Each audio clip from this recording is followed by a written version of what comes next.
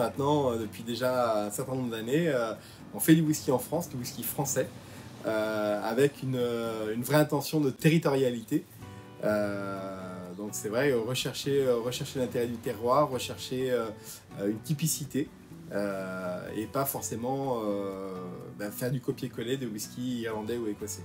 On va de toute façon se cantonner au principe de ce qui fait du whisky, c'est-à-dire de distiller de l'alcool de malt, de le faire vieillir pendant minimum 3 ans, mais le reste, finalement, on va essayer d'apporter une touche supplémentaire qui se rapporte à notre terroir, à nos idées, à nos convictions.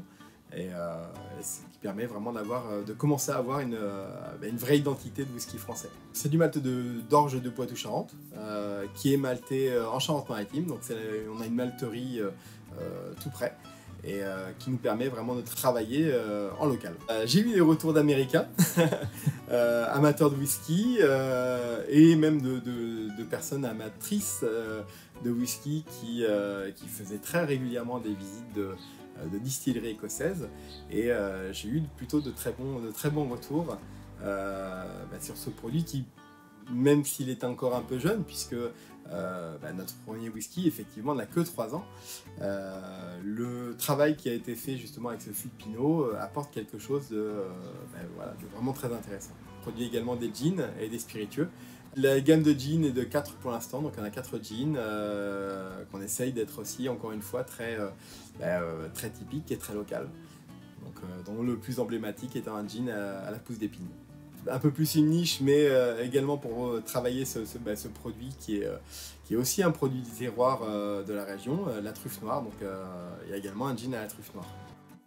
Pour les goûter, c'est vrai qu'on est assez présent dans la plupart des restaurants gastronomiques de Poitiers et des alentours, dans certains bars également, quelques points de revente, mais également sur notre site internet distillerie-du-poitou.com, où on a une page marchande et où tout simplement on peut aussi me contacter via le site ou via Google et procéder à des visites, à des dégustations. Ça se fait tout à fait.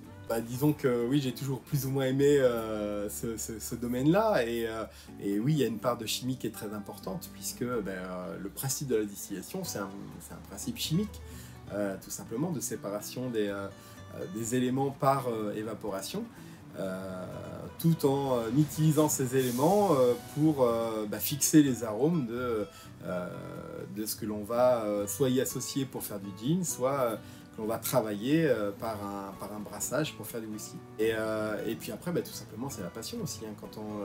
Quand on a déjà quand on a une base d'idées et que on cherche à le développer et qu'on fait ça avec passion, tout avance. Et n'oubliez pas, je suis à 2 pas de chez vous.